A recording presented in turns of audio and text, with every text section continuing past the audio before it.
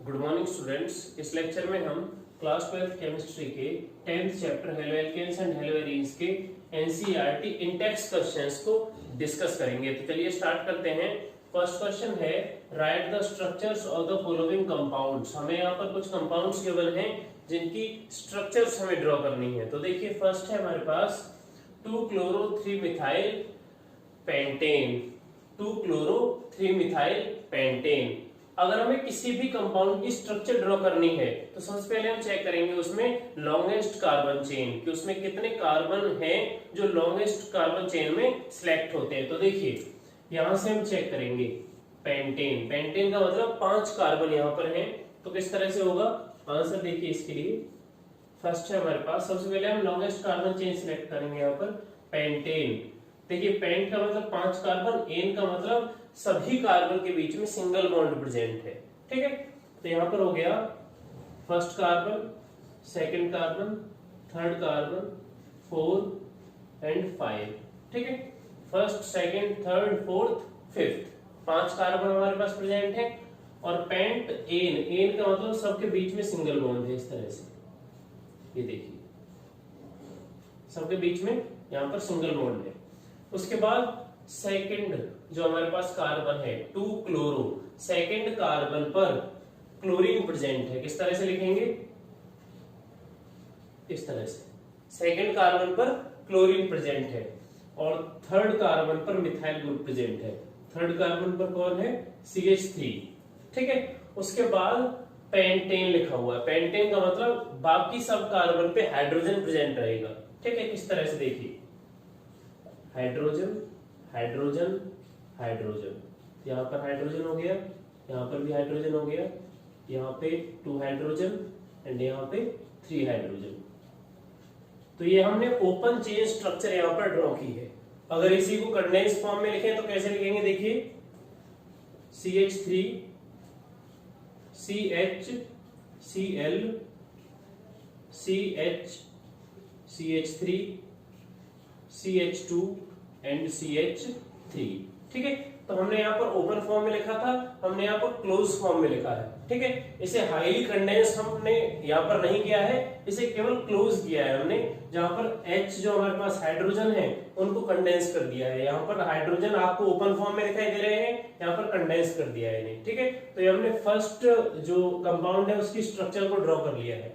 ठीक है, अब देखिए सेकेंड 1-chloro-4-ethyl साइक्लोहेक्सेन। ठीक है, तो जैसा मैंने कहा सबसे पहले हम कार्बन चेन को चेक करेंगे। यहां पर है साइक्लोहेक्सेन, साइक्लोहेक्सेन। अब हेक्स का मतलब क्या हो गया, 6। ठीक है, एन का मतलब सिंगल बॉन्ड और साइक्लो का मतलब है साइक्लिक स्ट्रक्चर, मतलब फर्स्ट कार्बन लास्ट कार्बन से डायरेक्टली अटैच है। तो किस तरह से रहेगा देखिए, ये हमारे पास सेकंड है जिसमें हम बॉन्ड लाइन फॉर्मूला की फॉर्म में काम करेंगे। ये हमारे पास स्ट्रक्चर हो गई साइक्लोहेक्सेन की। ठीक है, साइक्लोहेक्सेन में देखिए 6 कार्बन है, first, second, third, fourth, fifth, sixth, 6 carbon हो गए और सबके बीच में सिंगल बॉन्ड है। अब देखिए 1-chloro, फर्स्ट जो कार्बन है ये हमारे पास फर्स्ट कार्बन हो गया, इस पर क्या प्रेजेंट है, क्लोरीन प्रेजेंट है। ठीक है, उसके बाद फोर्थ कार्बन हमारे पास है, सेकंड, थर्ड एंड फोर्थ। ये फोर्थ कार्बन हो गया, इस पर कौन प्रेजेंट है, इथाइल ग्रुप, मतलब C2H5। या तो आप C2H5 लिख सकते हैं या फिर ऐसे भी लिख सकते हैं CH2CH3। ठीक है, तो देखिए 1 पर क्लोरीन है, 4 पर इथाइल ग्रुप है और साइक्लोहेक्सेन है। साइक्लिक स्ट्रक्चर है। ठीक है, रिंग स्ट्रक्चर हो गई। और हेक्सेन, हेक्स का मतलब 6 कार्बन, एन का मतलब कार्बन कार्बन सिंगल बॉन्ड। ठीक है, ये हमारे पास सेकंड स्ट्रक्चर हो गई। अब देखिए थर्ड स्ट्रक्चर। थर्ड स्ट्रक्चर में अगर चेक करते हैं तो 4-tert-butyl 3-iodoheptane। ठीक है, तो जैसा हमने पहले किया था, सबसे पहले हम कार्बन चेक करेंगे कितने नंबर ऑफ कार्बन यहाँ पर स्ट्रेट चेन में प्रेजेंट है। देखिए हमारे पास है हेप्ट, हेप्ट का मतलब होता है 7। तो देखिए 7 कार्बन हमारे पास है यहाँ पर, और एन मतलब सबके बीच में सिंगल बॉन्ड है। तो यहाँ पर हो गया कार्बन CH3। ये पहले देख लेते हैं कि थर्ड पर आयोडो है और फोर्थ पर, जो फोर्थ कार्बन है उस पर टर्ट ब्यूटाइल है, तो हम थर्ड और फोर्थ पर एक स्पेस छोड़ देंगे। ठीक है, किस तरह से देखिए, CH3 CH2 CH CH CH2 CH2 कितने हो गए, 1 2 3 4 5 6 और लास्ट 7 CH3, क्योंकि मैंने आपसे कहा कि हेप्ट का मतलब यहाँ पर क्या होता है 7। ठीक है, तो 7 हमारे पास कार्बन है, मेन जो पेरेंट चेन है उसमें 7 कार्बन प्रेजेंट है, और उसके फोर्थ कार्बन पर टर्ट का मतलब क्या होता है, यहाँ पर टर्ट का मतलब होता है टर्शरी, मतलब 3 डिग्री। ठीक है, 3 डिग्री ब्यूटाइल है, फोर्थ कार्बन पर 3 डिग्री ब्यूटाइल है। उसे किस तरह से बनाएंगे हम, देखिए हम अगर इस तरफ से करते हैं काउंटिंग 1 2 3 4 5 6 7, ठीक है, तो फोर्थ कार्बन हमारे पास ये हो गया। अब फोर्थ कार्बन पर कौन प्रेजेंट है, 4 टर्ट ब्यूटाइल, 4 टर्ट ब्यूटाइल, तो कैसे रहेगा वो देखिए, इस पर एक कार्बन यहाँ प्रेजेंट हो गया, एक CH3 इस पर अटैच हो गया इस तरह से, और यहाँ पर भी CH3 अटैच हो गया। अब देखिए फोर्थ कार्बन पर जो कार्बन प्रेजेंट है, ठीक है, वो क्या है, एक टर्शरी कार्बन है, ये एक टर्शरी कार्बन है, क्योंकि इसे अगर ध्यान से देखें तो ये साइड चेन की फॉर्म में तो टर्शरी कार्बन है, लेकिन अगर हम इसे मेन चेन में काउंट करके देखते हैं तो ये क्या है, क्वार्टरनरी है, मतलब ये 4 कार्बन से डायरेक्टली अटैच है। तो अब देखिए ये एक ब्यूटाइल ग्रुप है, 1 2 3 4 4 कार्बन है, ठीक है, और ये 4 कार्बन किस तरह से हैं, टर्शरी। इस कार्बन से ये जो 3 कार्बन अटैच हैं, ये इसे क्या बनाते हैं 3 डिग्री, और इसी को क्या कहेंगे फोर्थ कार्बन ये रहा, और इसके साइड चेन में कौन है, टर्शरी ब्यूटाइल। उसके बाद है थर्ड आयोडीन, मतलब 3 पर आयोडो ग्रुप प्रेजेंट है, तो ये हमारे पास थर्ड कार्बन है, इस पर हो गया आयोडीन, इस पर कौन हो गया आयोडीन, तो ये हमारे पास हो गई थर्ड स्ट्रक्चर, जिसमें हमने 4 टर्ट ब्यूटाइल यहाँ पर शो किया है फोर्थ कार्बन पे, और 3 आयोडो, 3 पर आयोडीन ग्रुप जो हमारे पास प्रेजेंट है, और हेप्टेन का मतलब 7 कार्बन है और सबके बीच में सिंगल बॉन्ड प्रेजेंट है। ठीक है, अब देखिए फोर्थ स्ट्रक्चर है 1,4 dibromo ब्यूट 2ईन।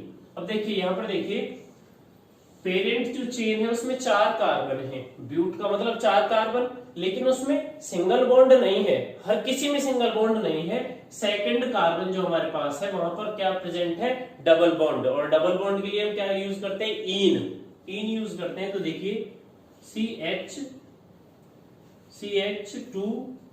CH double bond CH2, ध्यान दीजिए 4 कार्बन है, 4 कार्बन में से first second third fourth, second carbon पे डबल बॉन्ड प्रेजेंट है, यहाँ पर सेकंड कार्बन जो हमारे पास है उस पर क्या है, ई मतलब डबल बॉन्ड, और 1,4 डाइब्रोमो, फर्स्ट कार्बन कौन है, ये वाला, और फोर्थ कार्बन ये वाला, इन दोनों पे क्या है, डाइब्रोमो, डाई का मतलब 2, ब्रोमो ग्रुप प्रेजेंट है, Br, और यहाँ पर भी Br। ठीक है, तो ये हो गया हमारे पास 1,4 डाइब्रोमो, फर्स्ट पर और फोर्थ पर क्या है, ब्रोमीन ग्रुप है, ब्यूट 2ईन, 4 कार्बन है, और सेकंड कार्बन पर क्या हो गया, डबल बॉन्ड। ठीक है, ये हमारे पास फोर्थ कंपाउंड की स्ट्रक्चर हो गई।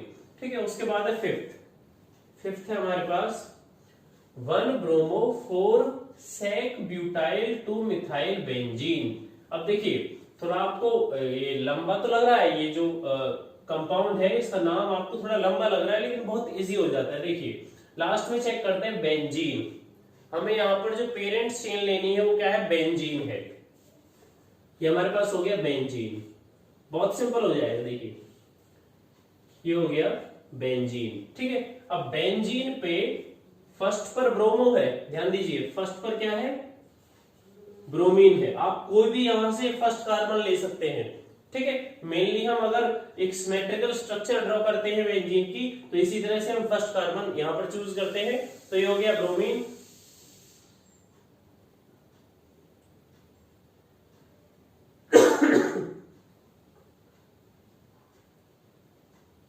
अगर हम बेंजीन की सिमेट्रिकल स्ट्रक्चर लेते हैं तो यहां पर फर्स्ट कार्बन इसी को प्रेजेंट, अगर हम बेंजीन की सिमेट्रिकल स्ट्रक्चर ड्रॉ करते हैं तो यहां पर इस कार्बन को ही फर्स्ट कार्बन चूज करते हैं, और फर्स्ट कार्बन पर कौन है, ब्रोमो ग्रुप मतलब ब्रोमीन। 4 पर क्या है, सेकेंडरी ब्यूटाइल। अब देखिए फोर्थ कार्बन कौन सा है, first second third and fourth, ये हो गया। फोर्थ कार्बन पर क्या है, सेकेंडरी ब्यूटाइल। जैसे हमने थर्ड में देखा था टर्शरी ब्यूटाइल, ऐसे ही क्या है, सेकेंडरी ब्यूटाइल। कैसे रहेगा, देखिए CH3 CH2 एंड CH3। अब देखिए ये जो साइड में कार्बन प्रेजेंट है, इससे डायरेक्टली कितने कार्बन अटैच हैं, एक ये वाला और एक ये वाला। क्योंकि ये साइड चेन में है तो मैं इसको नहीं लूंगा, इस कार्बन को नहीं लूंगा। अब देखिए अगर बेंजीन के साथ इसे अटैच करते हैं, बेंजीन के साथ काउंट करते हैं तो इस टर्शरी हो गया, लेकिन इसे लिया गया है साइड चेन के तौर पे। और साइड चेन के तौर पे ये वाला कार्बन 1 और 2, इन 2 कार्बन के साथ अटैच है तो ये क्या हो गया, 2 डिग्री मतलब सेकेंडरी। ठीक है, तो सेक उसी के लिए यूज होता है, सेकेंडरी के लिए। 1 ब्रोमो 4 सेकेंडरी ब्यूटाइल। 4 पर क्या हो गया, सेकेंडरी ब्यूटाइल। 1 2 3 4, 4 का मतलब ब्यूट। ठीक है, तो ब्यूटाइल ग्रुप हो गया। 2 मिथाइल, सेकेंड कार्बन पर कौन है, यहाँ पर CH3 मिथाइल ग्रुप प्रेजेंट है। ठीक है, तो ये हमारे पास फोर्थ कंपाउंड की स्ट्रक्चर हो गई। एक बार चेक कर लेते हैं। 1 ब्रोमो बेंजीन हमारे पास है, सबसे पहले हम बेंजीन यहाँ पर ड्रॉ कर लिए हैं। उसके बाद 1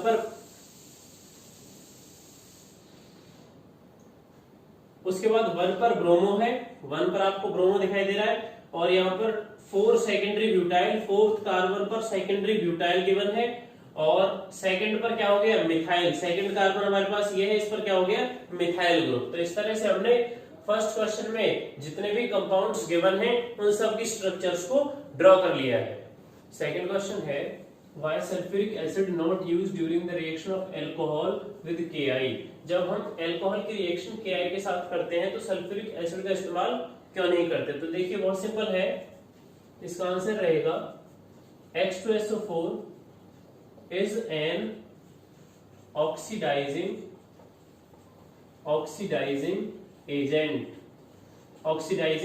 agent। तो देखिए सबसे पहले H2SO4 इस रिएक्शन में Ki के साथ रिएक्शन करेगा। किस तरह से, 2Ki plus H2SO4, after that reaction 2KHSO4 plus 2HI। देखिए इनिशियली जो सल्फ्यूरिक एसिड है वो पोटेशियम आयोडाइड के साथ रिएक्शन करके क्या बनाएगा, हाइड्रोजन आयोडाइड। ठीक है, यहां तक तो सही है कि हाइड्रोजन आयोडाइड बनाएगा। और हाइड्रोजन आयोडाइड की रिएक्शन अगर अल्कोहल के साथ हो जाती है तो वो क्या बन जाता है, हमारे पास एल्काइल हैलाइड बन जाएगा। लेकिन ऐसा होता नहीं है, क्योंकि मैंने अभी यहाँ पर लिखा H2SO4 is an oxidising agent. H2SO4 क्या है, एक ऑक्सीडाइजिंग एजेंट है। और ये इस रिएक्शन से आगे भी काम करता है। किस तरह से, कि वो इस HI की रिएक्शन खुद से ही करता है। इस तरह से H2SO4 खुद ऑक्सीडाइजिंग एजेंट होने की वजह से इस HI के साथ खुद ही रिएक्शन करता है और क्या बना लेता है, H2O plus I2 plus SO2। तो यहां पर चेक कीजिए कि सल्फ्यूरिक एसिड ने अपना जो नेचर है ऑक्सीडाइजिंग एजेंट होने का, वो यहां पर दिखाया है कि उसने HI को ऑक्सीडाइज किया है। आप देखिए इसने HI को ऑक्सीडाइज किया है किसमें, I2 में। यहाँ पर ये I2 में कन्वर्ट हो गया है, मतलब एल्कोहल का यहाँ पर नंबर ही नहीं आने दिया कि एल्कोहल इस HI के साथ हाइड्रोजन आयोडाइड के साथ रिएक्शन कर सके और एल्काइल हैलाइड यहाँ पर बना सके। ठीक है, तो इसने क्या किया है, हाइड्रोजन आयोडाइड के साथ खुद ही रिएक्शन की है और क्या बना लिया, I2। ठीक है, लेकिन इस डिफिकल्टी को दूर करने के लिए आप ध्यान दीजिए, हमें ये तो पता लग गया कि जब हम अल्कोहल की Ki के साथ रिएक्शन करेंगे तो सल्फ्यूरिक एसिड का इस्तेमाल क्यों नहीं किया जाता, क्योंकि ये एक ऑक्सीडाइजिंग एजेंट है। और ये इनिशियली जो हाइड्रोजन आयोडाइड जो हाइड्रोजन एसिड बनाएगा, वो हाइड्रोजन एसिड अल्कोहल के साथ रिएक्शन ना करके सल्फ्यूरिक एसिड के साथ ही रिएक्शन करेगा, क्योंकि सल्फ्यूरिक एसिड क्या है, एक हाईली ऑक्सीडाइजिंग एजेंट है और वो उसे I2 में कन्वर्ट कर देगा। अल्कोहल के साथ कोई कांटेक्ट नहीं रहेगा उसका। इस डिफिकल्टी को दूर करने के लिए हम क्या करेंगे, एक सेकंड एसिड का यूज करेंगे जो वीक ऑक्सीडाइजिंग एजेंट हो। ठीक है, H2SO4 की तरह हाईली ऑक्सीडाइजिंग एजेंट ना हो। तो क्या रहेगा यहाँ पर, देखिए अगर हम यहाँ चेक करते हैं CH3 CH2 OH। हमने यहाँ पर एक एल्कोहल का एग्जांपल लिया है, ethanol plus KI plus H2PO4। हमने यहाँ पर फास्फोरस एसिड लिया है, फास्फोरस का एक एसिड लिया है जो ऑक्सीडाइजिंग एजेंट की तरह बिहेव नहीं करेगा, तो यहाँ पर बन जाएगा CH3 CH2 and I, CH3 CH2 I plus H2PO4 plus H2O। तो यहाँ पर हमने वीक ऑक्सीडाइजिंग एजेंट H2PO4 का यूज किया और Ki के साथ ही रिएक्शन हुई, पोटेशियम आयोडाइड के साथ ये रिएक्शन हुई है, जिसमें हमने क्या प्रिपेयर कर लिया है, एल्काइल हैलाइड को यहाँ पर प्रिपेयर कर लिया है। यहाँ पर ध्यान दीजिए, एल्कोहल की रिएक्शन Ki के साथ हुई है जिसमें हमने कैटलिस्ट का यूज किया है H2PO4, क्योंकि ये आपका हाईली ऑक्सीडाइजिंग एजेंट नहीं है, इसलिए यहाँ पर एल्काइल हैलाइड, ठीक है, एल्काइल हैलाइड मतलब यहाँ पर इथाइल आयोडाइड हमारे पास प्रिपेयर हो गया है, और इसलिए हम कह सकते हैं कि सल्फ्यूरिक एसिड का यूज एल्कोहल और Ki की रिएक्शन में क्यों नहीं करना चाहिए। तो उसका सिंपल रीजन है ऑक्सीडाइजिंग एजेंट की वजह से, क्योंकि सल्फ्यूरिक एसिड क्या है, एक ऑक्सीडाइजिंग एजेंट है जो अल्कोहल के साथ Ki की रिएक्शन नहीं होने देता और ना ही एल्काइल हैलाइड प्रिपेयर होने देता है। वो यहाँ पर क्या करता है, आयोडीन को ऑक्सीडाइज कर देता है। इस HI जो यहाँ पर इनिशियली फर्स्ट स्टेप में हाइड्रोजन आयोडाइड यहाँ प्रिपेयर हुआ है, इसको ऑक्सीडाइज करता है और I2 में कन्वर्ट कर देता है, ठीक है। तो ये हमारे पास हो गया सेकंड क्वेश्चन। थर्ड क्वेश्चन है write structures of dihalogen derivatives of propane. हमें यहाँ पर प्रोपेन में 2 हैलोजन को अटैच करके उसकी ऑल पॉसिबल स्ट्रक्चर्स को चेक करना है। तो देखिए इसका आंसर है, सबसे पहले हम लिखेंगे प्रोपेन का फॉर्मूला। देखिए CH3 CH2 एंड CH3, ये हमारे पास हो गया। प्रोप का मतलब हो गया 3 कार्बन और एन का मतलब सिंगल बॉन्ड, सब कार्बन के बीच में क्या है, सिंगल बॉन्ड है। और अब हमें इस प्रोपेन में क्या करना है, डाई हैलोजन डेरिवेटिव इसे बनाना है, मतलब इसमें 2 हैलोजन एटम्स को अटैच करना है। किस तरह से, देखिए यहां पर हो गया Br CH2 CH2 CH2 and Br, ठीक है। अब यहाँ पर देखिए ये हमारे पास प्रोपेन है, लेकिन किस तरह का प्रोपेन है, dihalogen derivative. Dihalogen derivative मतलब यहाँ पर 2 हैलोजन एटम्स हमने यहाँ पर अटैच कर दिए हैं, ठीक है। तो फर्स्ट स्ट्रक्चर हमारे पास ये हो गई। उसके बाद सेकंड आइसोमेरिक स्ट्रक्चर चेक करेंगे। सेकंड हो जाएगी Br CH2 CH2 सॉरी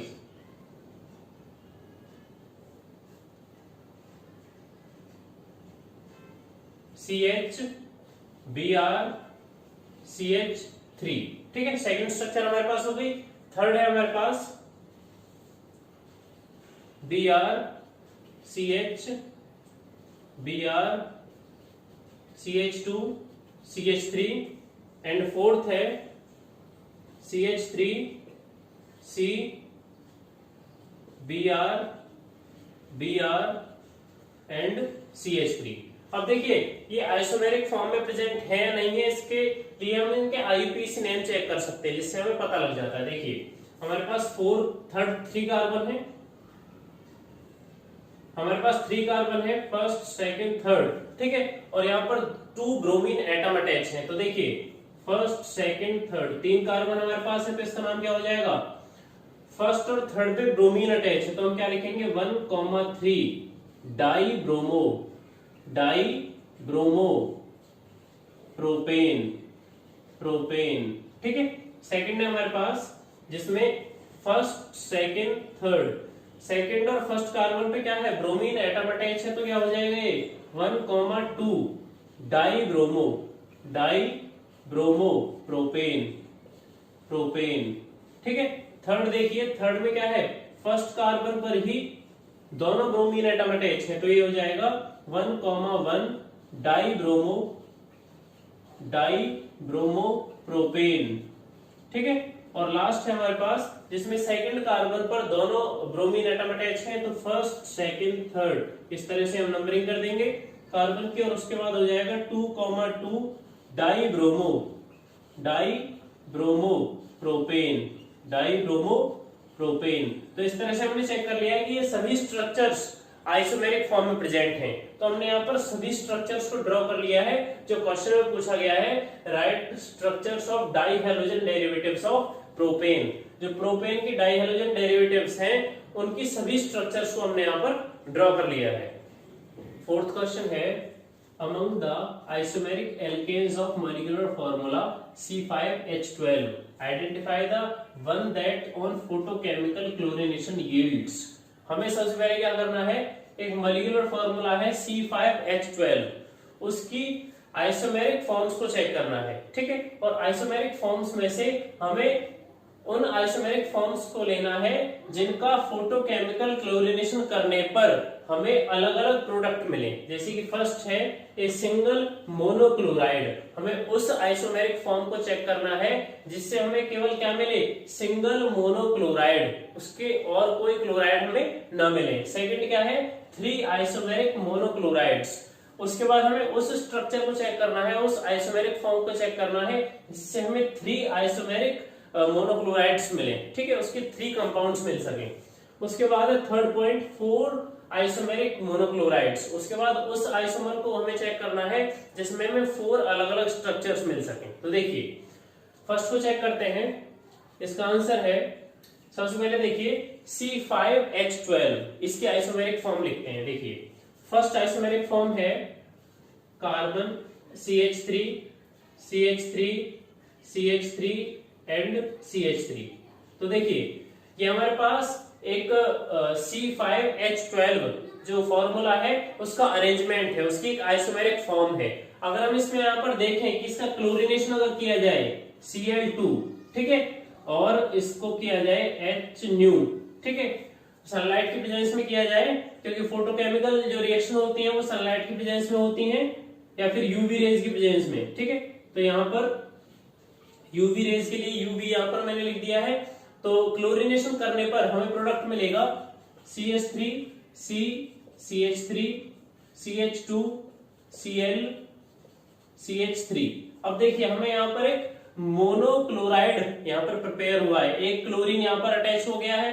अब आप खुद से सोचिए, ये इस तरह की आइसोमेरिक फॉर्म है C5H12 की कि अगर हम क्लोरीन को इस कार्बन पे अटैच करें, इस पे अटैच करें या फिर इस पे अटैच करें, चारों कार्बन्स में से किसी भी कार्बन पर अटैच करें तो सेम ही कंपाउंड बनेगा, उसके नेमिंग में कोई भी डिफरेंस नहीं आएगा। देखिए जैसे मैं यहाँ पर इसका नाम लिखता हूँ, इसका नाम क्या रहेगा, फर्स्ट सेकंड थर्ड, इस तरह से स्ट्रेट चेन रहेगी। इसका नाम क्या हो गया, ये फर्स्ट पर क्या है, क्लोरीन है, 1 क्लोरो, 2 पर क्या है, 2 मिथाइल ग्रुप है, 2,2 डाई मिथाइल प्रोपेन, ठीक है, ये हमारे पास इसका नाम हो गया। अब इसी को मैं चेंज कर देता हूं, जैसे कि यहां पर इस क्लोरीन को मैंने हटा दिया, यहां से CH3 हो गया और यहां पर मैंने इसे अटैच कर दिया, यहां पर अटैच कर दिया Cl और ये हो गया CH2, ठीक है। अब देखिए इसका नाम क्या होगा, अब इसका नाम यहां से चेक करेंगे, फर्स्ट सेकंड एंड थर्ड।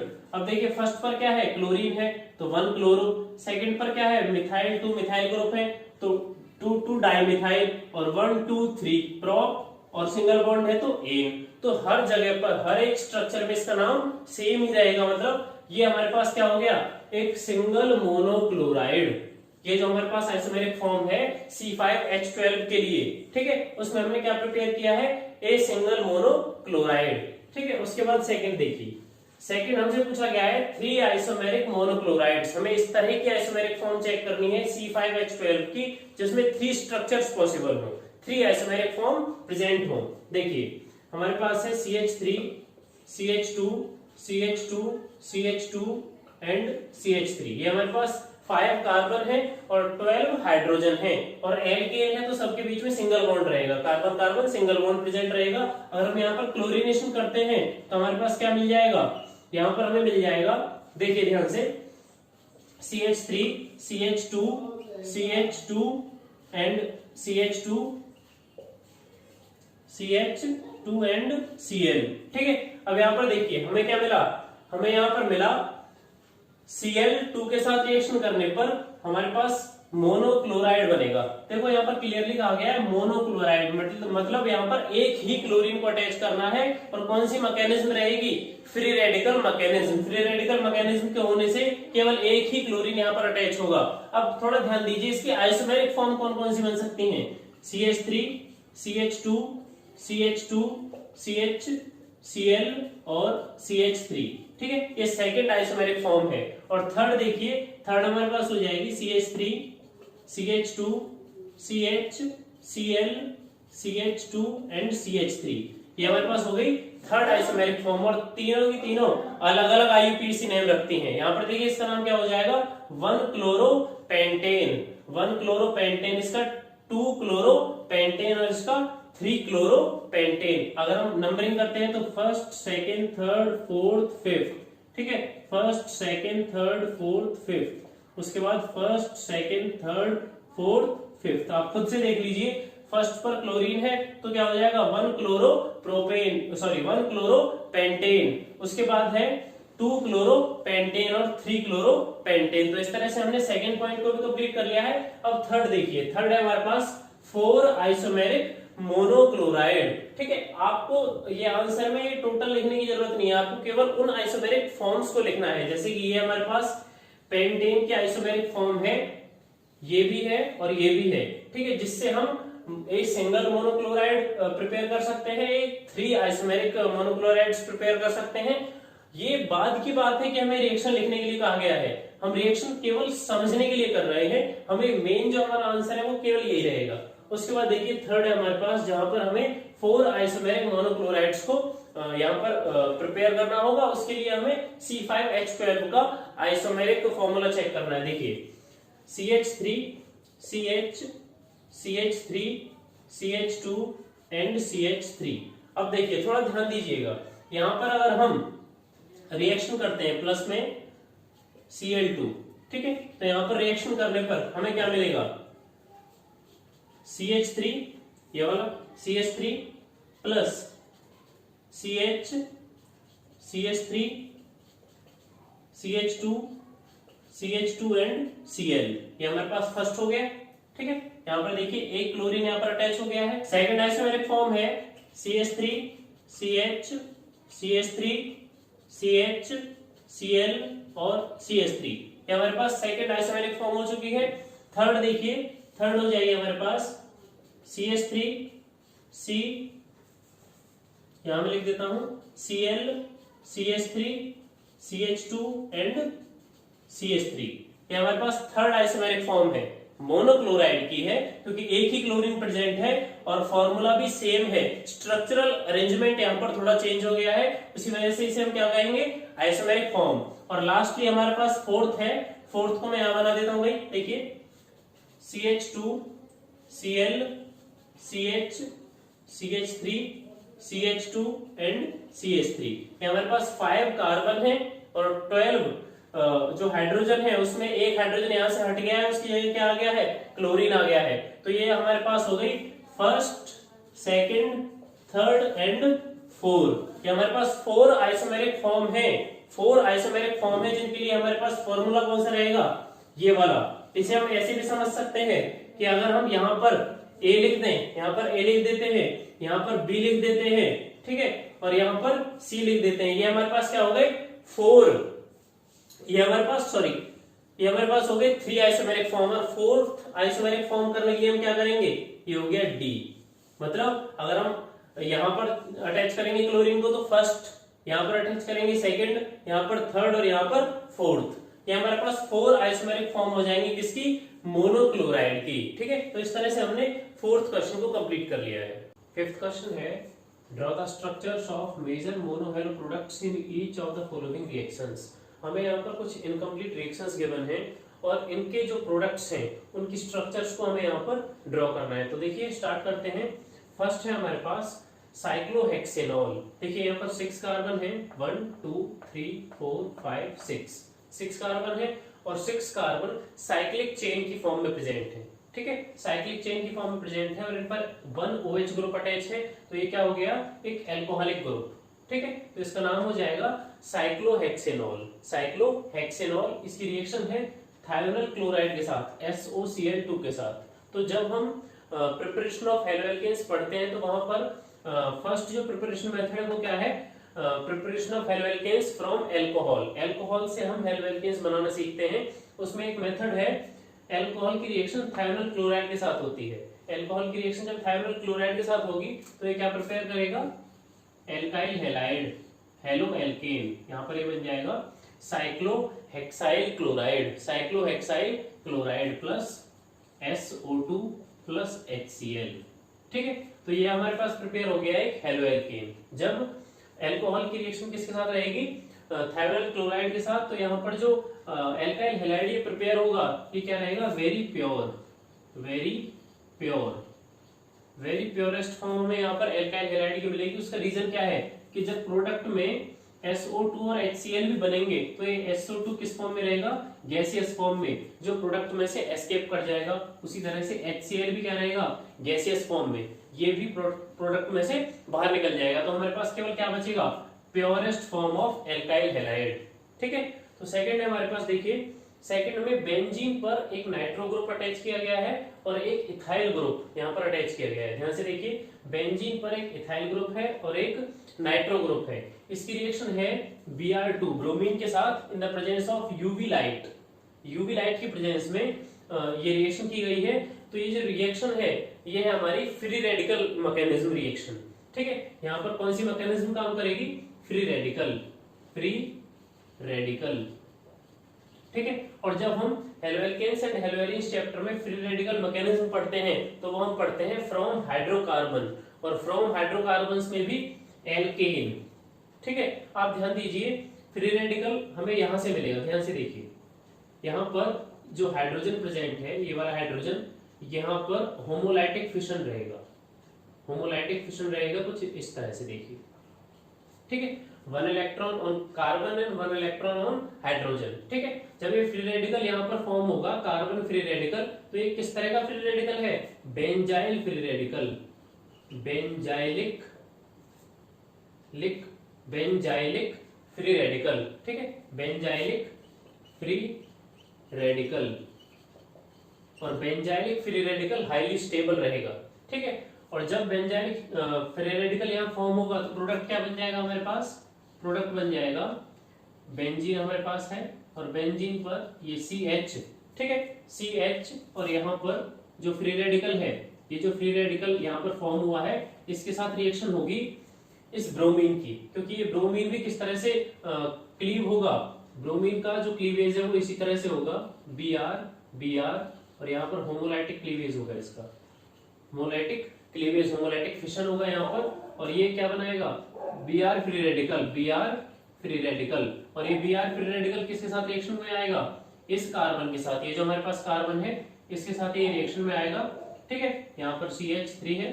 अब देखिए, ये फ्री रेडिकल इसके साथ जुड़ेगा और प्रोडक्ट क्या बन जाएगा, बेंजीन, बेंजीन पर हो गया हमारे पास CH, यहाँ पर हो गया Br एंड CH3, और यहाँ पर हो गया हमारे पास ये नाइट्रो ग्रुप O2N।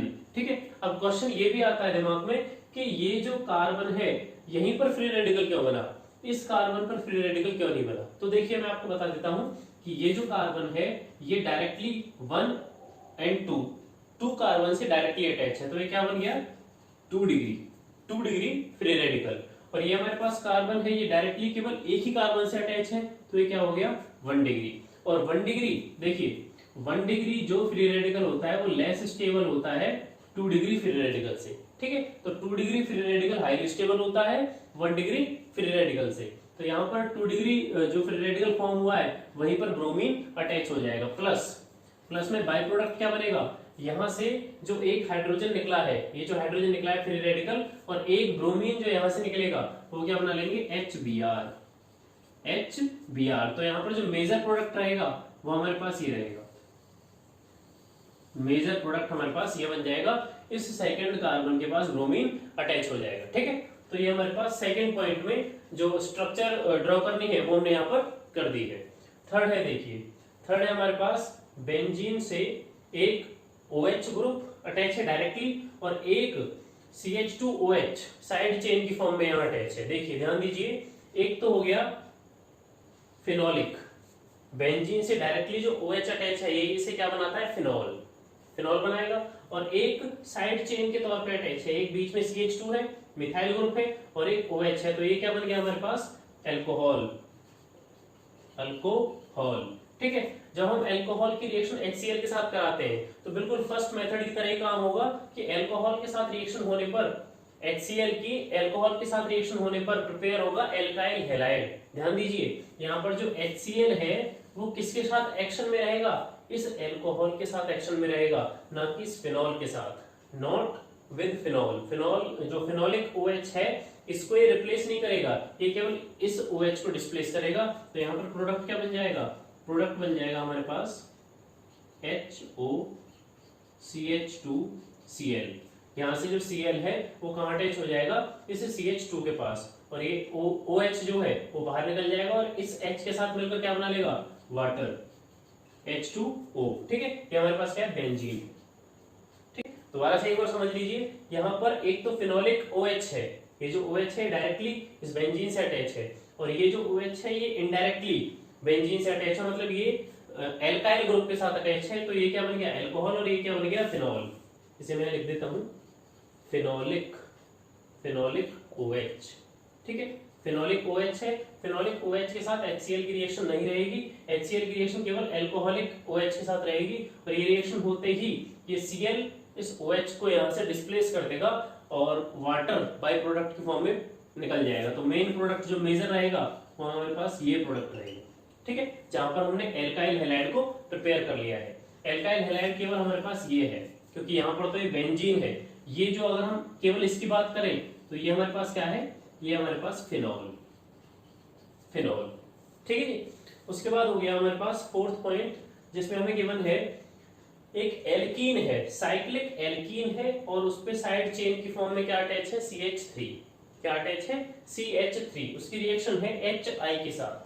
अब थोड़ा ध्यान दीजिए, ये जो हमारे पास एल्कीन है, एल्कीन है, ये किस टाइप की एल्कीन है, unsymmetrical alkene, unsymmetrical alkene, unsymmetrical alkene. देखिए अगर हम इसकी मिरर इमेज चेक करें तो यहाँ पर ये जो मिरर इमेज है वो नॉन सुपर इम्पोजिबल रहेगी, सेम मिरर इमेज नहीं रहेगी, सेम होती तो वो सुपर इम्पोजिबल हो जाती और वो सिमेट्रिकल हो जाती, लेकिन यहाँ पर वो जो मिरर इमेज इसकी रहेगी वो डिफरेंट रहेगी। अब आप देखिए हैलोजन एसिड की रिएक्शन जब किसके साथ होती है, अनसिमेट्रिकल एल्कीन के साथ होती है, तो वहां पर कौन सा रूल लग जाता है, मार्कोवनिकोव रूल, मार्कोवनिकोव रूल यहाँ पर अप्लाई हो जाता है। और मार्कोवनिकोव रूल क्या कहता है कि 3 डिग्री कार्बोकेटाइन जो हमारे पास यहाँ पर बनता है वो हाईली स्टेबल होता है, उसकी अपेक्षा 2 डिग्री, उसके बाद 1 डिग्री। ये जो हमारे पास ऑर्डर था हम लास्ट लेक्चर में भी इसको डिस्कस कर चुके हैं। 3 डिग्री जो कार्बोकेटाइन बनेगा, देखिए मैं आपको बता देता हूँ, मार्कोवनिकोव जो रिएक्शन होती है वो किस टाइप की होती है, एडिशन रिएक्शन, एडिशन रिएक्शन, मतलब HI का एडिशन यहाँ पर हो जाएगा। ध्यान से समझिए, HI का एडिशन यहाँ पर हो जाएगा, इस जो एल्कीन है इसमें टोटली HI जुड़ जाएगा, ना कि ऐसा कि यहाँ पर कुछ डिस्प्लेसमेंट होगा, नहीं, एडिशन होगा। किस तरह से होगा, देखिए ये हमारे पास जो कार्बन है ये हमारे पास 1 डिग्री कार्बन है, ये हमारे पास क्या है, 1 डिग्री कार्बन। अगर हम इस कार्बन की बात करें, जो ये वाला कार्बन है, ये डायरेक्टली किस किस से जुड़ा हुआ है, 1 2 3 कार्बन से ये वाला कार्बन डायरेक्टली जुड़ा हुआ है, तो ये कैसा हो गया, 3 डिग्री कार्बन।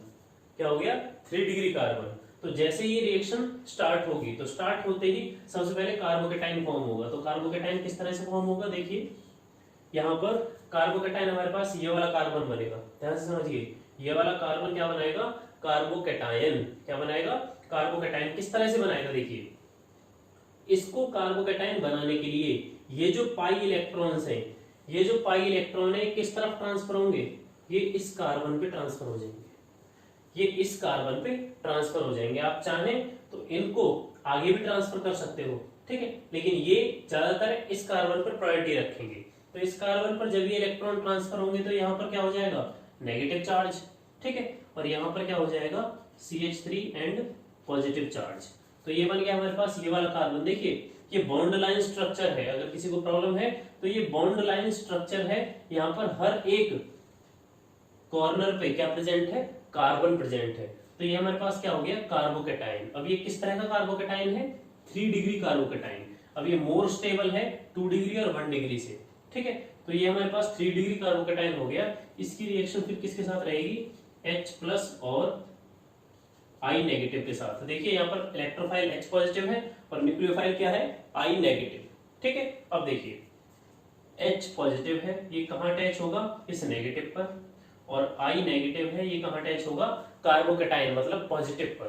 तो हमारे पास प्रोडक्ट क्या बन जाएगा, प्रोडक्ट बन जाएगा ये है, यहाँ पर H अटैच हो जाएगा इस तरह से, H अलग से मैंने यहाँ पर दिखा दिया है, और CH3, और यहीं पे साइड में मैं आपको दिखा देता हूँ इस कार्बन पे, ना कि इस कार्बन पे, ध्यान देना इस कार्बन पे अटैच नहीं होगा, इस वाले कार्बन पे, क्योंकि कार्बोकेटाइन हमारे पास ये है, ठीक है। इस कार्बन पे कौन अटैच हो जाएगा, I अटैच हो जाएगा। तो ये हमारे पास बन जाएगा मेजर प्रोडक्ट, मेजर प्रोडक्ट, ठीक है। एक बार दोबारा से देख लीजिए, यहाँ पर मार्कोवनिकोव एडिशन रिएक्शन मैकेनिज्म रहेगी, वहां पर क्या होगा, ये पाई बॉन्ड ब्रेक होगा और इस तरफ इस कार्बन पे इलेक्ट्रॉन ट्रांसफर हो जाएंगे और ये कार्बोकेटाइन बन जाएगा हमारे पास। और जैसा हमने ऑर्डर पढ़ा है 3 degree carbocation is more stable than 2 degree and then 1 degree, ठीक है। तो 3 डिग्री कार्बोकेटाइन जो हमारे पास फॉर्म होगा, ये 3 डिग्री कार्बोकेटाइन पर अटैक होगा किसका, न्यूक्लियोफाइल का।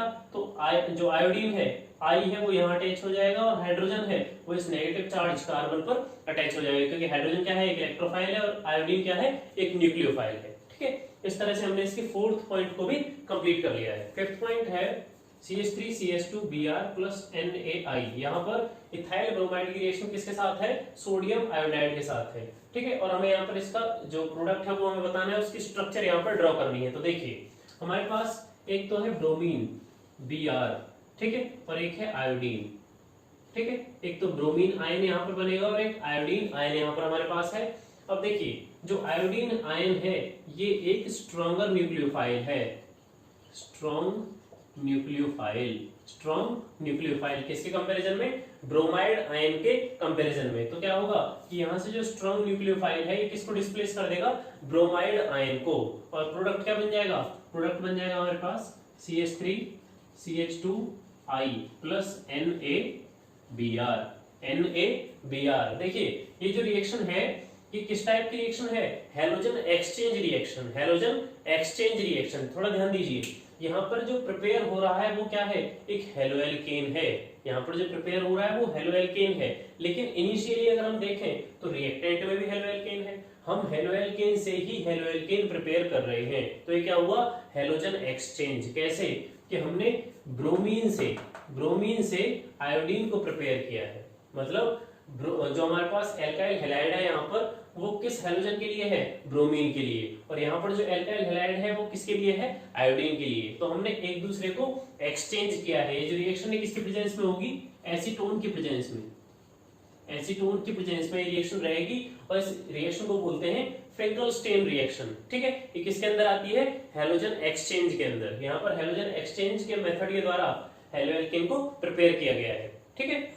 6th पॉइंट है जिसमें हमें एक साइक्लिक एल्कीन की रिएक्शन ब्रोमीन के साथ करनी है in the presence of UV light. तो देखिए यहाँ पर ब्रोमीन और यूवी लाइट तो सेम है, लेकिन ये जो एल्कीन है ये चेंज हो गई है। हमने जो लास्ट पॉइंट में किया था, लास्ट पॉइंट में हम इस कर चुके हैं। देखिए लास्ट पॉइंट में क्या था कि बेंजीन रिंग थी, उस पर अटैच था CH2 एंड CH3, ठीक है, बिल्कुल सेम था, और बाकी Br2 हीट यूवी लाइट ये सब कुछ सेम था, ठीक है। तो यहाँ पे क्या हुआ था कि ब्रोमीन इस बेंजीन पे अटैच होने की वजह किसके साथ अटैचमेंट हुआ था इसका, इस एल्काइल ग्रुप के साथ। ये जो हमारे पास इथाइल ग्रुप है इसके साथ अटैचमेंट हुआ था। इसका मतलब क्या है कि यहाँ पर जो फ्री रेडिकल मैकेनिज्म रहेगी वो किसके साथ रहेगी, सिंगल बॉन्डेड कार्बन के साथ, ना कि डबल बॉन्डेड कार्बन के साथ, ठीक है। तो उसी मेथड को हम यहाँ अप्लाई करेंगे। हमारे पास जो रिएक्टेंट है वो क्या है, ये हमारे पास एक साइक्लिक एल्कीन है जिसकी रिएक्शन किसके साथ है, ब्रोमीन के साथ है। तो इसे समझते हैं। देखिए डबल बॉन्डेड जो कार्बन है वो ये वाला है, ये वाला कार्बन और ये वाला कार्बन, ये क्या है, डबल बॉन्डेड कार्बन है, तो ये एल्कीन है। और इसी साइक्लिक स्ट्रक्चर में बाकी सब सिंगल बॉन्डेड कार्बन है, ठीक है। तो बाकी जो सिंगल बॉन्डेड कार्बन है उनके साथ रिएक्शन रहेगी Br2 की। तो देखिए यहाँ पर हमारे पास ऑप्शन है, या तो हम इस कार्बन को फ्री रेडिकल बना लें, किस तरह से कि यहाँ पर हाइड्रोजन है और यहाँ पर इसका होमोलाइटिक फिशन हुआ इस तरह से, ठीक है। होमोलाइटिक फिशन होने से क्या होगा कि हाइड्रोजन फ्री रेडिकल बनेगा और कार्बन फ्री रेडिकल बनेगा। उसी तरह से ब्रोमीन का यहाँ पर फिशन होगा Br, तो यहाँ पर ये भी क्या बनेगा, होमोलाइटिक फिशन के तौर पे फ्री रेडिकल, ये बनाएगा 2Br free radical, 2Br free radical. और यहाँ से जो प्रोडक्ट बनेगा वो प्रोडक्ट बनेगा कुछ इस तरह से, ये डबल बॉन्ड कार्बन है ये सेम रहेगा और यहाँ पर Br अटैच हो जाएगा। ध्यान से देखिए, ये जो कार्बन फ्री रेडिकल था, इस कार्बन फ्री रेडिकल से कौन अटैच हो जाएगा, ब्रोमीन फ्री रेडिकल, ठीक है, प्लस में HBr, ये जो हाइड्रोजन फ्री रेडिकल यहाँ से निकला था और ये जो एक Br फ्री रेडिकल हमारे पास प्रेजेंट है, ये दोनों आपस में बॉन्ड फॉर्म करेंगे और क्या बना लेंगे, हाइड्रोजन ब्रोमाइड। तो मेजर प्रोडक्ट हमारे पास क्या हो जाएगा, मेजर प्रोडक्ट हो जाएगा जिसमें जिस कार्बन फ्री रेडिकल के साथ ब्रोमीन इस साइक्लिक चेन में अटैच हुआ है, ठीक है। तो इस तरह से हमने फ्री रेडिकल मैकेनिज्म से फ्री रेडिकल मैकेनिज्म से 6 पॉइंट के प्रोडक्ट की स्ट्रक्चर को भी यहाँ पर ड्रॉ कर लिया है। 6 क्वेश्चन है, arrange each set of compounds in order of increasing boiling points. हमें यहाँ पर डिफरेंट कंपाउंड्स के 2 सेट्स गिवन हैं जिसमें हमें चेक करना है बॉइलिंग पॉइंट का increasing order of boiling point, ठीक है। तो देखिए इसका आंसर चेक करते हैं। फर्स्ट पॉइंट है हमारे पास ब्रोमोमीथेन, ब्रोमोफॉर्म, क्लोरोमीथेन, डाइब्रोमोमीथेन। सबसे पहले हमें कंपाउंड्स को फॉर्मूले की फॉर्म में लिखेंगे। देखिए सबसे पहले है ब्रोमोमीथेन, CH3Br, उसके बाद है कॉमा CHBr3, फिर है थर्ड क्लोरोमीथेन, CH3Cl, उसके बाद है डाइब्रोमोमीथेन, CH2Br2। तो हमें जो ये कंपाउंड्स गिवन है इसमें बॉइलिंग पॉइंट का ऑर्डर चेक करना है, increasing order of boiling point. तो देखिए इसे समझते हैं। सबसे पहले यहाँ पर मैं साइड में लिख लेता हूं। अगर हमें ये चेक करना है कि किसी भी कंपाउंड का बॉइलिंग पॉइंट कितना है, इंक्रीजिंग है या डिक्रीजिंग है, तो ये चेक करने के हमारे पास 2 फैक्टर्स हैं। फर्स्ट है हमारे पास सरफेस एरिया, ठीक है, और सेकंड है मॉलिक्यूलर मास। तो देखिए हम यहाँ पर चेक करेंगे कि इस सेट में कौन सा फैक्टर यहाँ पर रेस्पॉन्सिबल रहेगा, सरफेस एरिया या फिर मॉलिक्यूलर मास। तो देखिए यहाँ पर अगर हम चेक करें तो हर एक कंपाउंड में मिथाइल जो है वो कॉन्स्टेंटली मूव करता है, मतलब 1 कार्बन हर किसी में है।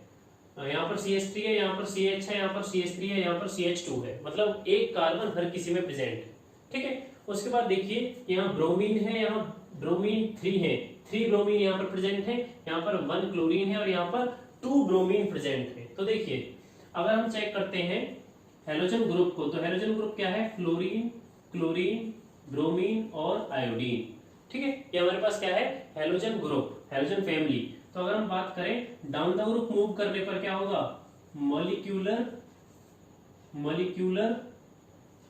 मास इंक्रीज होगा, आप जानते हैं। और मॉलिक्यूलर मास अगर इंक्रीज होगा तो बॉइलिंग पॉइंट भी इंक्रीज हो जाएगा। तो देखिए हमारे पास यहाँ पर 1 ब्रोमीन है, यहाँ पर 3 ब्रोमीन है और यहाँ पर 2 ब्रोमीन। देखिए सबसे ज्यादा जो बॉइलिंग पॉइंट रहेगा वो किसका रहेगा, CHBr3, मतलब ब्रोमोफॉर्म का, क्योंकि क्लोरीन तो पहले आता है, क्लोरीन पहले आएगा, उसके बाद ब्रोमीन है और down the group molecular mass increase होगा, तो ब्रोमीन का जो मॉलिक्यूलर मास है, मतलब जब Br2 की फॉर्म में प्रेजेंट रहेगा तो इसका जो मास है वो किससे ज्यादा रहेगा, Cl2 से ज्यादा रहेगा, क्लोरीन से ज्यादा रहेगा। तो यहाँ पर सबसे ज्यादा बॉइलिंग पॉइंट किसका हो जाएगा, ब्रोमोफॉर्म का, सबसे ज्यादा किसका हो जाएगा, ब्रोमोफॉर्म का। उसके बाद है Br2, CH2Br2, मतलब डाइब्रोमोमीथेन। यहाँ पर केवल एक ही ब्रोमीन इससे कम है, एक ब्रोमीन कम हुआ है, तो सेकंड पे हमारे पास हो जाएगा बॉइलिंग पॉइंट CH2Br2 का। थर्ड है हमारे पास CH3Br, यहाँ पर सिंगल ब्रोमीन प्रेजेंट है, ठीक है। सिंगल ब्रोमीन और क्लोरीन में अगर हम चेक करते हैं तो देखिए सिंगल ब्रोमीन का जो एटॉमिक मास है वो किससे ज्यादा हो जाएगा, क्लोरीन से ज्यादा, क्योंकि हम जानते हैं डाउन द ग्रुप मूव करने पर मॉलिक्यूलर मास क्या होता है, इंक्रीज होता है, मॉलिक्यूलर मास और एटॉमिक मास इंक्रीज होता है, ठीक है। तो यहाँ पर भी थर्ड जो हमारे पास हो जाएगा बॉइलिंग पॉइंट वो किसका हो जाएगा, CH3Br का, और सबसे लास्ट में किसका रहेगा, CH3Cl का, मतलब क्लोरोमीथेन का। तो अगर हम इंक्रीजिंग ऑर्डर लिखते हैं तो इंक्रीजिंग ऑर्डर हो जाएगा सबसे कम रहेगा CH3Cl का। अगर इसे हम इस कंपाउंड की फॉर्म में लिखें तो इस तरह से लिख सकते हैं, chloromethane is less than bromomethane is less than dibromomethane is less than bromoform. बहुत सिंपल है, हमने यहाँ पर इंक्रीजिंग ऑर्डर लिख दिया है बॉइलिंग पॉइंट का। सबसे कम किसका रहेगा, क्लोरोमीथेन का, उसके बाद है ब्रोमोमीथेन का, उससे ज्यादा हो जाएगा, उससे ज्यादा किसका रहेगा, डाइब्रोमोमीथेन का, और सबसे ज्यादा किसका रहेगा, ब्रोमोफॉर्म का, जिसमें 3 ब्रोमीन प्रेजेंट है। ठीक है, तो यहाँ पर कौन सा फैक्टर काम कर रहा है, मॉलिक्यूलर मास। यहाँ पर सरफेस एरिया का फैक्टर भी काम करेगा, लेकिन मेनली यहाँ पर किसका फैक्टर है, मॉलिक्यूलर मास का। देखिए सरफेस एरिया का फैक्टर अगर यहाँ पर समझना है तो बहुत सिंपल है। डाउन द ग्रुप जब हम मूव करते हैं तो क्या होता है, साइज इंक्रीज होगा। साइज क्या होगा, इंक्रीज होगा। यहाँ पर साइज इंक्रीज होने से क्या होगा, सरफेस एरिया इंक्रीज हो जाएगा। साइज इंक्रीज होगा डाउन द ग्रुप मूव करने पर साइज इंक्रीज हुआ, और साइज इंक्रीज होने से क्या होगा, सरफेस एरिया भी इंक्रीज होगा। और जब सरफेस एरिया इंक्रीज होगा तो ऑब्वियसली बॉइलिंग पॉइंट बढ़ेगा। तो अब देखिए क्लोरीन का जो साइज है वो डिक्रीज है, वो कम है, किसकी अपेक्षा, ब्रोमीन की अपेक्षा, क्योंकि डाउन द ग्रुप अगर मूव करते हैं तो ब्रोमीन का जो साइज है वो क्लोरीन से ज्यादा रहेगा, और साइज ज्यादा होने पर क्या हो जाएगा, इसका सरफेस एरिया भी बढ़ जाएगा। तो हमारे पास जहां ज्यादा ब्रोमीन है उतना ही ज्यादा सरफेस एरिया हो जाएगा। उसके बाद कम ब्रोमीन हुए Br2 तो सरफेस एरिया थोड़ा कम हो गया, उसके बाद और ब्रोमीन कम हुए तो सरफेस एरिया और कम हो गया, और लास्टली है क्लोरीन का ब्रोमीन से सरफेस एरिया कम रहेगा, तो इसलिए क्या हो जाएगा, बॉइलिंग पॉइंट सबसे कम हो जाएगा क्लोरोमीथेन का। तो यहाँ पर दोनों फैक्टर्स को हमने चेक कर लिया है, मॉलिक्यूलर मास को भी और सरफेस एरिया को भी। सेकंड सेट है हमारे पास 1 क्लोरोप्रोपेन आइसोप्रोपाइल क्लोराइड 1 क्लोरोब्यूटेन। सबसे पहले हम इन कंपाउंड्स की स्ट्रक्चर ड्रॉ कर लेते हैं। देखिए सेकंड पॉइंट है 1 chloropropane CH3 CH2 CH2 Cl, CH3 CH Cl CH3 हो गया isopropyl chloride, CH3 CH2 CH2 CH2 and Cl। ये हमारे पास क्या हो गया, 1 क्लोरोब्यूटेन। तो देखिए इसे चेक करते हैं कि किसका बॉइलिंग पॉइंट कम है, किसका ज्यादा है। देखिए सबसे पहले हम देखेंगे कि हमारे पास यहाँ पर तीनों में सेम हेलोजन एटम है, तीनों में ही सेम हेलोजन एटम है, मतलब एक एक क्लोरीन तीनों में प्रेजेंट है, same halogen atom, same halogen atom. ठीक है, अगर हम यहाँ पर चेक करें तो एल्काइल जो ग्रुप है वो डिफरेंट है, एल्काइल ग्रुप डिफरेंट है। किस तरह से, यहाँ पर तो 3-3 कार्बन है, लेकिन यहाँ पर क्या है, 4 कार्बन है। यहाँ पर 3-3 कार्बन है, लेकिन यहाँ 4 कार्बन है। यहाँ पर जो थर्ड वाला कंपाउंड है इसमें 4 कार्बन है। अगर हम इसमें भी चेक करें, फर्स्ट में और सेकंड में, तो इसमें भी सरफेस एरिया में डिफरेंस आ गया। देखिए यहाँ पर स्ट्रेट जो हमारे पास चेन बन रही है, इसमें फर्स्ट कार्बन पर ही क्लोरीन प्रेजेंट है। ठीक है, लेकिन यहाँ पर क्या है, यहाँ पर ये क्लोरीन सेकंड कार्बन पे आने की वजह से ब्रांच बन गया है। यहाँ पर जो क्लोरीन है ये ब्रांच फॉर्म में प्रेजेंट है।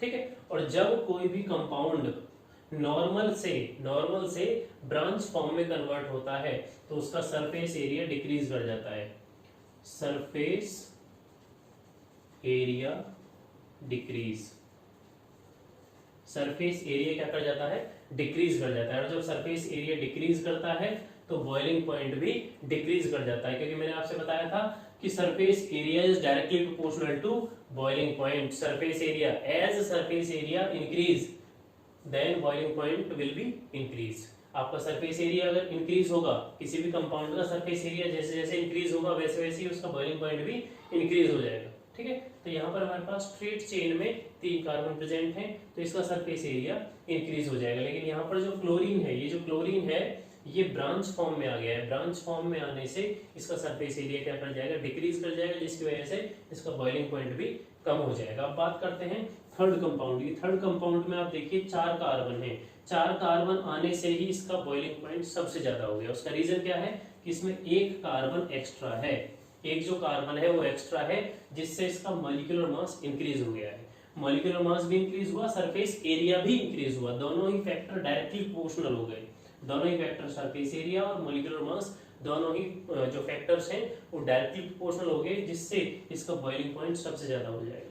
ठीक है, तो यहाँ पर ऑर्डर क्या रहेगा, यहाँ पर ऑर्डर रहेगा सबसे कम है आइसोप्रोपाइल क्लोराइड, इसका जो बॉइलिंग पॉइंट है वो सबसे कम है आइसोप्रोपाइल क्लोराइड। उसके बाद सेकंड है CH3 सॉरी 1 क्लोरोप्रोपेन, 1 क्लोरोप्रोपेन। ठीक है, सबसे कम किसका है आइसोप्रोपाइल क्लोराइड, सेकंड है जिसका ज्यादा है 1 क्लोरोप्रोपेन, और सबसे ज्यादा किसका है 1 क्लोरोब्यूटेन। 1 क्लोरोब्यूटेन, 1 क्लोरोब्यूटेन का सबसे ज्यादा है क्योंकि उसका मॉलिक्यूलर मास भी ज्यादा है और सरफेस एरिया भी उसका बहुत ज्यादा है। ठीक है, किसके कंपैरिजन में, प्रोपेन, प्रोपेन के कंपैरिजन में, क्योंकि बाकी दो के पास तो 3 कार्बन है, उसके पास 4 कार्बन है। ठीक है, तो इस तरह से हमने 2 सेट्स को यहाँ पर डिस्कस कर लिया है, जिसमें हमने increasing order of boiling point को यहाँ पर लिख लिया है। 7th क्वेश्चन है which alkyl halide from the following pairs would you expect to react more rapidly by SN2 mechanism। तो देखिए बहुत सिंपल क्वेश्चन है, हमें यहाँ पर 3 पेयर्स गिवन है, 3 पेयर्स में से हमें चेक करना है कि किस कंपाउंड में SN2 मैकेनिज्म के अकॉर्डिंग रिएक्शन फास्टर रहेगी। ठीक है, तो चेक करते हैं। देखिए आंसर है हमारे पास, फर्स्ट पॉइंट है CH3 CH2 CH2 CH2 Br, CH3 CH2 CH2 CH2 Br, 1 bromobutane. और सेकंड क्या है इसमें, फर्स्ट जो पेयर है उसमें सेकंड क्या है CH3 CH2 CH Br and CH3। ये हमारे पास हो गया फर्स्ट पेयर, फर्स्ट पेयर हो गया। अब मैं यहाँ पर लिख देता हूं जो SN2 मैकेनिज्म के अकॉर्डिंग रिएक्टिविटी ऑर्डर है, SN2 मैकेनिज्म में जो रिएक्टिविटी ऑर्डर रहता है वो क्या है, वो है हमारे पास 1 degree is greater than 2 degree is greater than 3 degree. इसका मीनिंग क्या हुआ कि 1 डिग्री जो हमारे पास एल्काइल हैलाइड है, 1 डिग्री एल्काइल हैलाइड है, उसमें रिएक्टिविटी सबसे तेज रहेगी, उसके बाद 2 डिग्री में, और उसके सबसे लास्ट में 3 डिग्री में। तो देखिए अगर हम फर्स्ट पेयर में चेक करते हैं तो ये जो हमारे पास एल्काइल हैलाइड है, ये जो ब्रोमीन है, ये किससे अटैच है, इस वाले फर्स्ट कार्बन से अटैच है, और ये फर्स्ट कार्बन डायरेक्टली केवल एक ही कार्बन से अटैच है। तो ये क्या हो जाएगा 1 degree alkyl halide, 1 degree alkyl halide या फिर primary alkyl halide, primary alkyl halide. और यहाँ पर देखिए, यहाँ पर जो ब्रोमीन जिस कार्बन से अटैच है, ये जो ब्रोमीन है ये जिस कार्बन से अटैच है वो डायरेक्टली 2 कार्बन से अटैच है, इस वाले कार्बन से और इस वाले कार्बन से। तो ये क्या हो जाएगा 2 degree alkyl halide, 2 degree alkyl halide. तो यहाँ पर रिएक्टिविटी फास्टर किसमें रहेगी, SN2 मैकेनिज्म के अकॉर्डिंग, SN2 मैकेनिज्म के अकॉर्डिंग रिएक्टिविटी फास्टर रहेगी 1 डिग्री में, 1 डिग्री में, और उसके बाद 2 डिग्री, उसके बाद 3 डिग्री में। तो यहाँ पर हो जाएगा इसका आंसर फर्स्ट, ये वाली जो स्ट्रक्चर है जिसका नाम है 1 ब्रोमोब्यूटेन, 1 ब्रोमोब्यूटेन। इसमें रिएक्टिविटी फास्टर रहेगी SN2 मैकेनिज्म के अकॉर्डिंग, इस कंपाउंड में रिएक्टिविटी फास्टर रहेगी, क्योंकि यहाँ पर जो एल्काइल हैलाइड है वो क्या है 1 डिग्री है, प्राइमरी एल्काइल हैलाइड प्रेजेंट है। अब देखिए सेकंड है हमारे पास CH3 CH2 CH Br CH3, और इसका जो सेकंड कंपाउंड है, सेकंड पेयर, ये जो हमारे पास सेकंड पेयर है इसका सेकंड कंपाउंड है CH3 CH3 Br and CH3। अब देखिए यहाँ पर हम चेक करते हैं तो ये वाला जो ब्रोमीन है जिस कार्बन से अटैच है ये क्या है 2 डिग्री, 2 डिग्री हमारे पास एल्काइल हैलाइड है, क्योंकि ये जो ब्रोमीन है जिस कार्बन से अटैच है ये कार्बन डायरेक्टली केवल 2 कार्बन से अटैच है, एक ये वाला कार्बन और एक ये वाला कार्बन। ठीक है, तो ये क्या हो गया secondary alkyl halide, secondary alkyl halide. उसके बाद है यहाँ अगर हम चेक करते हैं सेकंड जो हमारे पास कंपाउंड है, सेकंड पेयर में सेकंड कंपाउंड जो हमारे पास है इसमें एल्काइल हैलाइड जो है ये क्या है टर्शरी, ये है 3 डिग्री जो एल्काइल हैलाइड है वो है। देखिए ये ब्रोमीन जिस कार्बन से अटैच है वो डायरेक्टली 3 कार्बन से अटैच है, 1 2 एंड 3 कार्बन से डायरेक्टली अटैच है, तो ये क्या हो गया 3 डिग्री एल्काइल हैलाइड। तो यहाँ अगर हम रिएक्टिविटी ऑर्डर देखें तो क्या है 1 degree is greater than 2 degree is greater than 3 degree. तो यहाँ पर हमारे पास क्या क्या प्रेजेंट है 2 डिग्री और 3 डिग्री। तो यहाँ पर आंसर किसके लिए हो जाएगा, यहाँ पर आंसर हो जाएगा इस स्ट्रक्चर के लिए, इस कंपाउंड के लिए जिसमें कार्बन क्या है हमारे पास 2 डिग्री। ये जो एल्काइल हैलाइड है वो क्या है 2 डिग्री। तो इसका आंसर हो जाएगा 2 ब्रोमो ब्यूटेन, 2 ब्रोमो ब्यूटेन, जिसमें रिएक्टिविटी फास्टर रहेगी किसके अकॉर्डिंग, SN2 मैकेनिज्म के अकॉर्डिंग। अब देखिए थर्ड है हमारे पास, थर्ड पेयर है CH3 CH CH3 CH2 CH2 and Br, और CH3 CH2 CH CH3 CH2 and Br। अब देखिए बहुत इंटरेस्टिंग पॉइंट है, देखिए थर्ड पेयर में जो ब्रोमीन है वो दोनों ही कंपाउंड्स में 1 डिग्री है। आप देखिए ये जो एल्काइल हैलाइड है ये भी आपके पास प्राइमरी एल्काइल हैलाइड है और ये भी प्राइमरी एल्काइल हैलाइड है। थोड़ा ध्यान दीजिए, यहाँ पर ब्रोमीन जिस एटम से अटैच है, जिस कार्बन से अटैच है वो क्या है 1 डिग्री कार्बन, 1 डिग्री कार्बन है। और यहाँ पर भी जिस कार्बन से ये अटैच है ये डायरेक्टली केवल एक ही कार्बन से अटैच है। इस कंफ्यूजन में मत रहना कि ये 2 से अटैच है, नहीं, ये जो सेकंड वाला है ये 3 से अटैच है, बेशक कोई दिक्कत नहीं, लेकिन ये फर्स्ट कार्बन है जिससे ब्रोमीन डायरेक्टली अटैच है ये क्या है डायरेक्टली केवल एक ही कार्बन से अटैच है, तो ये क्या हो गया 1 डिग्री। अब ये तो कंफ्यूजन हो गया कि दोनों ही जगह 1 डिग्री हो गया, और 1 डिग्री में हम रिएक्टिविटी रेट कैसे चेक करेंगे, किसमें रिएक्टिविटी फास्टर रहेगी किसमें स्लो रहेगी। तो देखिए यहाँ पर किस तरह से हम चेक करेंगे, देखो यहाँ अगर हम देखें तो ये जो ब्रोमीन जिस कार्बन से अटैच है उसके सेकंड कार्बन पर, देखिए यहां से अगर हम चेक करें तो इसके बाद ये फर्स्ट कार्बन और ये सेकंड कार्बन, इस सेकंड कार्बन पे एक साइड चेन यहाँ प्रेजेंट है, जैसे मिथाइल ग्रुप यहाँ दिखाया गया है, एक मिथाइल ग्रुप यहाँ प्रेजेंट है किस पे, इस कार्बन के बाद सेकंड कार्बन पे, इस कार्बन के बाद सेकंड कार्बन पे। लेकिन अगर हम यहाँ चेक करें तो यहाँ इसके बाद इस कार्बन के बाद फर्स्ट कार्बन पे ही मिथाइल ग्रुप प्रेजेंट है, मिथाइल ग्रुप प्रेजेंट है। तो आप खुद से सोचिए कि जहां पर मिथाइल ग्रुप साइड चेन की फॉर्म में पास है, नियर है, तो वहां पर क्राउडिंग इफेक्ट हो जाएगा, क्राउडिंग इफेक्ट हो जाएगा। कौन सा इफेक्ट हो जाएगा, steric hindrance, steric hindrance, hindrance, steric hindrance का मतलब है वहां पर भीड़ भाड़ ज्यादा हो गई, जिसकी वजह से क्या होगी रिएक्टिविटी स्लो हो जाएगी, वहां पर जो रिएक्टिविटी है रिएक्टिविटी रेट है वो स्लो हो जाएगा, ठीक है। तो उसका आंसर क्या हो जाएगा हमारे पास, उसका आंसर हो जाएगा ये फर्स्ट कंपाउंड, जहां पर ये जो कार्बन है इससे सेकंड वाले कार्बन पर CH3 ग्रुप प्रेजेंट है, जिसकी वजह से स्टेरिक हिंड्रेंस ज्यादा इफेक्टिवली यहाँ वर्क नहीं करेगा, क्योंकि इस कार्बन और सेकंड कार्बन में डिस्टेंस इंक्रीज हो गया है, लेकिन यहाँ पर ये फर्स्ट ही कार्बन पर प्रेजेंट है तो यहाँ पर डिस्टेंस थोड़ा कम है, जिसकी वजह से क्राउडिंग इफेक्ट हो जाएगा, मतलब स्टेरिक हिंड्रेंस हो जाएगा। और स्टेरिक हिंड्रेंस किसके डायरेक्टली प्रोपोर्शनल है, किसके डायरेक्टली प्रोपोर्शनल है, डिक्रीज इन रिएक्टिविटी, रिएक्टिविटी को डिक्रीज करने के लिए ये डायरेक्टली प्रोपोर्शनल रहेगा, ठीक है। तो इसका आंसर भी हमारे पास क्या हो जाएगा, थर्ड पेयर का जो फर्स्ट कंपाउंड है यही इसका आंसर हो जाएगा। यहाँ पर जो ये जो 1 डिग्री ब्रोमीन है, ये जो 1 डिग्री एल्काइल हैलाइड है फर्स्ट कंपाउंड, ये हाईली रिएक्टिव रहेगा किसके अकॉर्डिंग, SN2 मैकेनिज्म के अकॉर्डिंग। और ये सेकंड जो हमारे पास 1 डिग्री एल्काइल हैलाइड है इसका रीजन क्या रहेगा, स्लो रिएक्टिविटी का, इसका रीजन रहेगा स्टेरिक हिंड्रेंस, क्योंकि इसके फर्स्ट कार्बन पर ही मिथाइल ग्रुप प्रेजेंट है जो यहाँ पर क्राउडिंग इफेक्ट पैदा कर देगा। यहाँ पर अगर हाइड्रोजन होता तब तो ये हाईली रिएक्टिव हो जाता, लेकिन यहाँ पर क्या है मिथाइल ग्रुप है जिसके पास 3 हाइड्रोजन प्रेजेंट है जो यहाँ पर क्राउडिंग इफेक्ट यहाँ पर पैदा कर देंगे, ठीक है। तो यहाँ पर भी हमारे पास यही हो जाएगा, इसका नाम क्या रहेगा हमारे पास, देखिए 1 2 3 4, ठीक है। तो ये ब्रोमीन है, ये मिथाइल ग्रुप है, तो 1 bromo 3 methyl butane, 3 methyl butane. तो यहाँ पर देखिए जिस कंपाउंड का मैंने IUPAC नेम लिखा है उस कंपाउंड की रिएक्टिविटी तीनों पेयर्स में से उस कंपाउंड की रिएक्टिविटी ज्यादा रहेगी, किसके अकॉर्डिंग, SN2 मैकेनिज्म के अकॉर्डिंग, ठीक है। तो ये हमारे पास हो गया 7th क्वेश्चन का आंसर। 8th क्वेश्चन है, in the following pairs of halogen compounds which compound undergo faster SN1 reaction. हमें यहाँ पर 2 पेयर्स गिवन है और हमें चेक करना है किस पेयर के किस कंपाउंड में SN1 रिएक्शन फास्टर रहेगी। तो देखिए चेक करते हैं, इसका आंसर है फर्स्ट है हमारे पास जिसमें क्लोरीन प्रेजेंट है, और बॉन्ड लाइन फॉर्मूला में यहाँ पर गिवन है, भाई ध्यान देना, बॉन्ड लाइन फॉर्मूला में यहाँ पर गिवन है इस तरीके से, ठीक है। तो मैं यहाँ पर लिख लेता हूं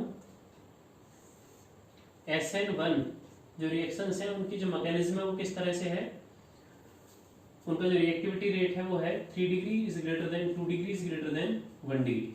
जो 3 डिग्री अल्काइल हैलाइड है वो हाईली रिएक्टिव रहेंगे किस कंपैरिजन में, 2 डिग्री अल्काइल हैलाइड, और लास्ट है हमारे पास 1 डिग्री अल्काइल हैलाइड। तो देखिए इससे हम थोड़ा मैकेनिज्म के अकॉर्डिंग समझेंगे, क्योंकि SN1 रिएक्शन में 2 स्टेप्स होते हैं, 2 स्टेप मैकेनिज्म है। तो फर्स्ट स्टेप में हमारे पास कार्बोकैटायन फॉर्म होता है। तो देखिए किस तरह से होता है, यहाँ पर मैं उसे लिख देता हूँ। ये हमारे पास है, यहाँ पर मैं उसे बना देता हूँ। देखिए फर्स्ट के लिए बात करते हैं, क्लोरीन इस तरह से, ये हमारे पास 3 मिथाइल ग्रुप है, 1 2 3, ठीक है। तो यहाँ से जब ये जो क्लोरीन है ये यहाँ से बॉन्ड ब्रेक करेगा, ये तो यहाँ पर फर्स्ट स्टेप में क्या होगा, कार्बोकैटायन फॉर्म होगा इस तरह से। ये हमारे पास एक कार्बोकैटायन फॉर्म होगा और एक क्लोरीन नेगेटिव चार्ज, मतलब एक न्यूक्लियोफाइल की तरह यहाँ से बाहर निकल जाएगा इन फर्स्ट स्टेप, पहले स्टेप में। तो ये जो कार्बोकैटायन है कितना है, ये 3 डिग्री कार्बोकैटायन है, टर्शरी कार्बोकैटायन हमारे पास है। देखिए इस कार्बन, ये जो कार्बन है, ये जो कार्बोकैटायन है, इससे डायरेक्टली कितने कार्बन अटैच है, 1 2 3 कार्बन अटैच है। तो ये क्या हो गया, 3 डिग्री कार्बोकैटायन, 3 डिग्री कार्बोकैटायन। अब देखिए सेकंड हमारे पास जो है, सेकंड है इस तरह से, ठीक है। तो यहाँ पर जब बॉन्ड ब्रेक होगा तो ये हमारे पास बनेगा कुछ इस तरह से, ये हमारे पास हो गया कार्बोकैटायन। तो देखिए ये वाला जो कार्बन है डायरेक्टली केवल 1 और 2 कार्बन से ही अटैच है। तो ये क्या हो गया, 2 डिग्री कार्बोकैटायन, 2 डिग्री कार्बोकैटायन। तो हमने कार्बोकैटायन की स्टेबिलिटी के लिए ऑर्डर पढ़ रखा है। कार्बोकैटायन की स्टेबिलिटी के लिए क्या है, carbocation cation stability, carbocation stability. तो ऑर्डर क्या है उसका, 3 degree is greater than 2 degree is greater than 1 degree. 3 degree carbocation highly stable होता है और उसके 2 डिग्री से कम और 1 डिग्री सबसे कम, ठीक है। तो हमारे पास यहाँ क्या है, 3 डिग्री कार्बोकैटायन है और 2 डिग्री कार्बोकैटायन है। तो यहाँ पर रिएक्टिविटी सबसे ज्यादा किसकी रहेगी, 3 डिग्री एल्काइल हैलाइड की, 3 डिग्री कार्बोकैटायन की। तो इसका आंसर क्या हो जाएगा, इसका आंसर हो जाएगा फर्स्ट, ये वाला। ये जो कंपाउंड है हमारे पास ये क्या है, 3 degree alkyl halide, alkyl halide, 3 degree alkyl halide इसका आंसर हो जाएगा, जिसमें SN1 रिएक्शन फास्टर रहेगी। अब सेकंड पेयर चेक करते हैं। सेकंड पेयर देखिए हमारे पास है कुछ इस तरह से, यहाँ पर क्लोरीन प्रेजेंट है और में उसके पास है, यहाँ पर भी क्लोरीन प्रेजेंट है, ठीक है। तो सबसे पहले हम चेक करते हैं यहाँ पर प्राइमरी, सेकेंडरी और टर्शरी, ठीक है, कि प्राइमरी एल्काइल हैलाइड कौन सा है, सेकेंडरी कौन सा है और टर्शरी इनमें से कोई है, किस तरह से। देखिए ये हमारे पास जो क्लोरीन है ये जिस कार्बन से अटैच है वो डायरेक्टली 1 और 2 कार्बन से अटैच है। तो ये क्या हो गया, 2 डिग्री एल्काइल हैलाइड। यहाँ पर ये जो क्लोरीन है डायरेक्टली केवल एक ही कार्बन से अटैच है। ये जो क्लोरीन है जिस कार्बन से अटैच है वो डायरेक्टली केवल एक ही कार्बन से अटैच है। तो ये क्या हो गया, 1 डिग्री एल्काइल हैलाइड। तो रिएक्टिविटी तो हमें समझ में आ गई SN1 के अकॉर्डिंग कि 3 डिग्री 2 डिग्री एंड 1 डिग्री। तो हमारे पास क्या है, 1 डिग्री और 2 डिग्री। तो रिएक्टिविटी रेट इसका ज्यादा रहेगा, ठीक है। अगर कार्बोकैटायन के अकॉर्डिंग भी देखें तो यहाँ से जब इलेक्ट्रॉन क्लोरीन पर ट्रांसफर होंगे तो यहाँ पर जो कार्बोकैटायन बनेगा, यहाँ पर जो कार्बोकैटायन बनेगा कुछ इस तरह से बनेगा। देखिए यहाँ पर जो कार्बोकैटायन बना ये, तो ये क्या है, 2 डिग्री कार्बोकैटायन, क्योंकि ये जो कार्बन है डायरेक्टली 2 कार्बन से अटैच, ठीक है। उसके बाद अगर इसका सेकंड जो कंपाउंड है वो देखें इस पेयर का, कुछ इस तरह से फॉर्म होगा।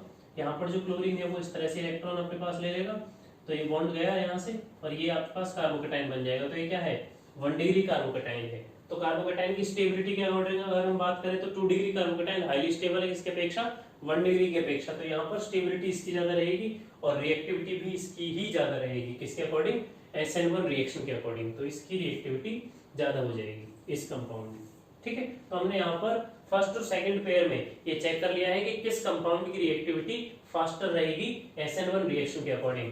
फर्स्ट पेयर में इस कंपाउंड की और सेकंड पेयर में इस कंपाउंड की रिएक्टिविटी ज्यादा रहेगी। 9th क्वेश्चन है, identify A B C D E R and R1 in the following.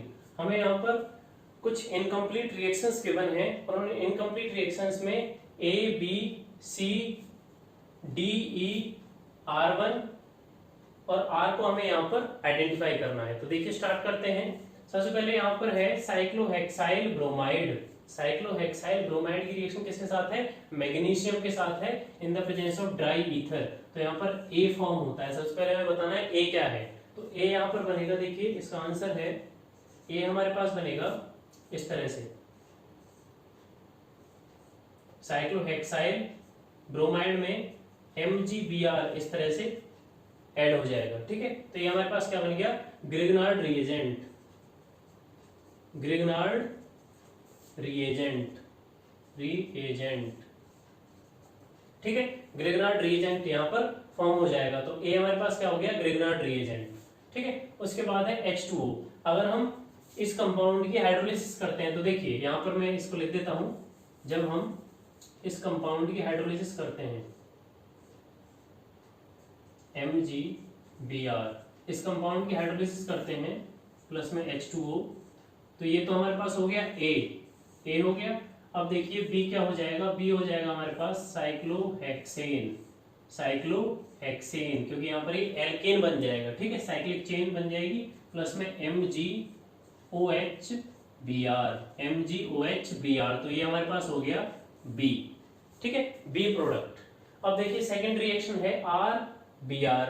R क्या है हमारे पास, एक एल्काइल ग्रुप है। R क्या है, एक एल्काइल ग्रुप है, लेकिन वो कौन सा एल्काइल ग्रुप है हमें पता नहीं, हमें उसे पता करना है। तो देखिए एल्काइल ग्रुप ये भी है साइक्लोहेक्साइल, ठीक है, और ये भी R भी एल्काइल ग्रुप है। सेम यहाँ पर भी मैग्नीशियम के साथ रिएक्शन है ड्राई ईथर की प्रेजेंस में, तो C क्या बनाएगा, C भी यहाँ पर बनेगा ग्रिग्नार्ड रिएजेंट। तो ग्रिग्नार्ड रिएजेंट क्या बन गया हमारे पास, C बन गया है R, C क्या बन जाएगा R MgBr आफ्टर दैट, तो ये हमारे पास C बन गया। लेकिन C में एक कमी है, हमें अगर D को यहाँ पर देखिए, इस कंपाउंड को अगर हमें यहाँ पर लाना है तो हमें यहाँ पर R को आइडेंटिफाई करना पड़ेगा, R को हमें यहाँ पर आइडेंटिफाई करना पड़ेगा, क्योंकि यहाँ पे क्वेश्चन में हमसे R के बारे में भी पूछा गया है। तो थोड़ा ध्यान दीजिए, जैसे ही हमने RMgBr यहाँ पर लिखा और H2O के साथ इसकी रिएक्शन हुई तो हमें ये कंपाउंड मिल रहा है, सॉरी H2O के साथ नहीं, D2O के साथ, हार्ड वाटर के साथ इसकी रिएक्शन हुई है, ड्यूटेरियम के साथ D2O के साथ इसकी रिएक्शन हुई है, तो हाइड्रोजन की जगह D यहाँ पर अटैच हो गया है। और D केवल कहाँ अटैच होता है, D अटैच होता है केवल एल्काइल ग्रुप के साथ, D एल्काइल ग्रुप के साथ अटैच होगा। इसको कैसे समझेंगे, देखिए यहाँ पर क्या है, ग्रिग्नार्ड रिएजेंट, जैसे ही H2O के साथ रिएक्शन हुई है तो यहाँ से OH निकला, यहाँ से OH निकला और MgBr के साथ यहाँ बाहर आ गया, और केवल एक H इस साइक्लोहेक्सेन के साथ अटैच हो गया, एक H इस वाटर से इस साइक्लोहेक्सेन के साथ अटैच हो गया और क्या बना लिया, साइक्लोहेक्सेन। ठीक है, साइक्लोहेक्सेन यहाँ पर बना लिया। इसी तरह से यहाँ पर RMgBr में क्या होगा, MgOD, पहले तो OH था अब OD है क्योंकि D2O है, तो OD तो यहां से निकला और Br हो गया। ठीक है, लेकिन एक जो D निकला वो किसके साथ जुड़ेगा, R के साथ। जैसे यहाँ पर इस साइक्लिक चेन में भी एक H जुड़ा था, उसी तरह से एक जो D यहाँ से निकलेगा वो इस R से जुड़ेगा, और R हमें यहाँ पे आइडेंटिफाई करना है, तो R हम यहाँ से आइडेंटिफाई कर सकते हैं। तो R हमारे पास क्या हो जाएगा, R हो जाएगा हमारे पास CH3, ये हमारे पास जो है ये R हो जाएगा। इसे हम CH2 भी लिख सकते हैं। अगर यहाँ पर D2O की जगह H2O होता तो हम CH क्या लिखते, 2 लिखते, लेकिन यहाँ पर CH क्या लिखना पड़ेगा हमें, यहाँ पर CH2 ही लिखना पड़ेगा। उसका रीजन है कि एल्काइल ग्रुप तब तक यही रहेगा, CH2 रहेगा। जैसे ये D2O के साथ रिएक्शन करेगा तो D2O के साथ रिएक्शन होते ही क्या बन जाएगा, D, इस तरह से।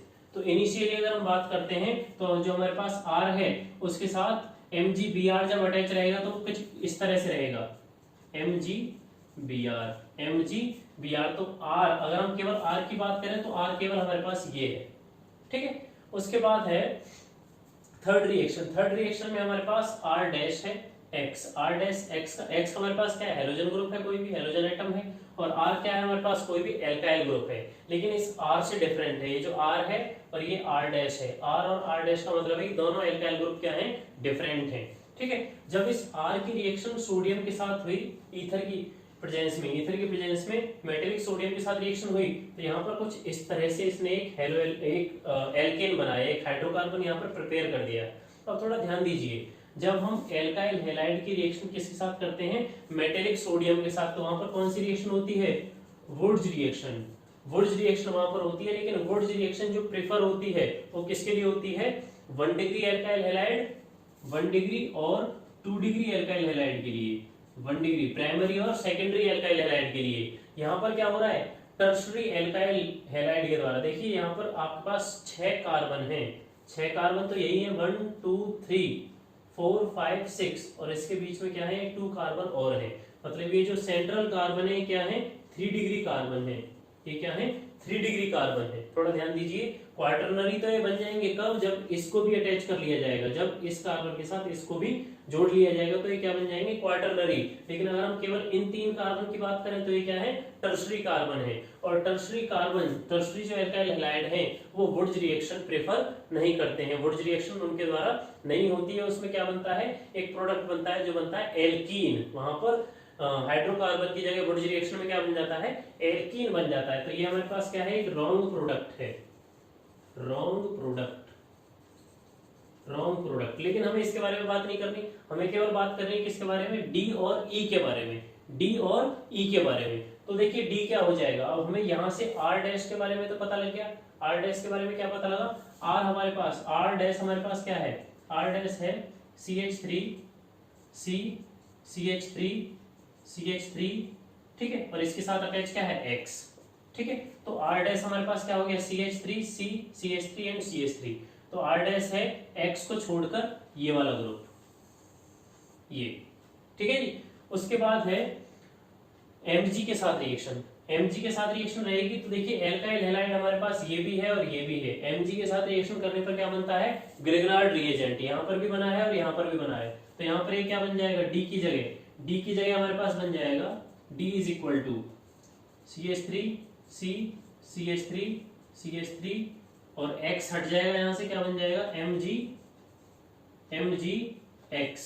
MgX। अब ये क्या बना ग्रेगनार्ड रिएजेंट, और H2O के साथ रिएक्शन होने पर क्या बन जाएगा, H2O के साथ रिएक्शन होने पर ई प्रोडक्ट बन जाएगा आपके पास CH3 C CH3 और H CH3, क्योंकि मैंने आपको बताया कि MgX यहाँ से हट जाएगा, प्लस में क्या बनेगा, जैसा यहाँ पर प्रोडक्ट बना है वही बनेगा MgOH X, क्योंकि यहाँ पर तो ब्रोमीन गिवन है, यहाँ पर X गिवन है तो हम X ही लिखेंगे। देखिए वाटर के साथ रिएक्शन हुई, वाटर के साथ रिएक्शन हुई तो यहाँ से एक OH तो यहाँ पर चला गया और एक जो हाइड्रोजन यहाँ से निकला वो इस कार्बन के साथ अटैच हो गया, तो ये एक हाइड्रोकार्बन हमें मिल गया जो E है। डी हमने यहाँ पर फाइंड कर लिया। तो देखिए स्टार्टिंग से एक बार चेक कर लेते हैं, हमें यहाँ पर A B C D E R और R डैश को यहाँ पर आइडेंटिफाई करना था। तो हमारे पास A क्या है, एक ग्रेगनार्ड रिएजेंट जो हमने यहाँ पर भी लिख लिया है। उसके बाद है B हमारे पास एक क्या है हाइड्रोकार्बन, साइक्लिक हाइड्रोकार्बन है, वो हमने यहाँ पर लिख लिया है। उसके बाद है C हमारे पास एक ग्रेगनार्ड रिएजेंट है और C के लिए हमने R को यहाँ पर आइडेंटिफाई कर लिया है। देखिए